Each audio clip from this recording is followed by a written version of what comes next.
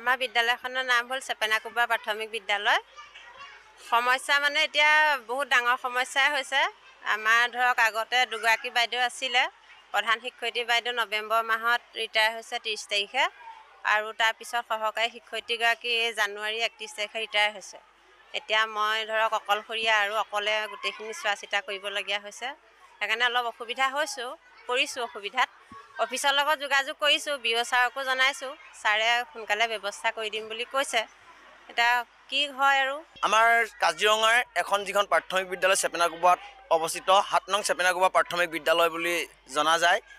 এই বিদ্যালয়খনৰ আজি যিটো স্বৰূপ, আজি বিদ্যালয়খনৰ যিটো অৱস্থা, অতি পতজনক অৱস্থা।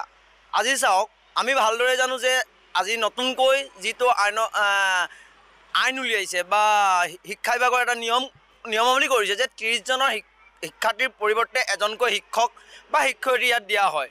কিন্তু আপুনি চাওক, আমাৰ চেপেনাকুবা 7 নং প্ৰাথমিক বিদ্যালয়ত 68জন, প্ৰায় 70জন ষ্টুডেণ্ট আমাৰ এই স্কুলখনত আছে। কিন্তু তাৰ পৰিৱৰ্তে দেখিবলৈ পোৱা গৈছে মাত্ৰ এগৰাকী শিক্ষকেই গোটেই স্কুলখনৰ সমূহ কাম বা গোটেইকেইটা ক্লাছ বা 70জন বা 68জন ল'ৰা ছোৱালীক পাঠদান কৰিবলগীয়া হৈছে। কিন্তু তাৰ এটা ফপোলা স্বৰূপ হৈছে চেপেনাকুবাৰ 7 নং প্ৰাথমিক বিদ্যালয়খন।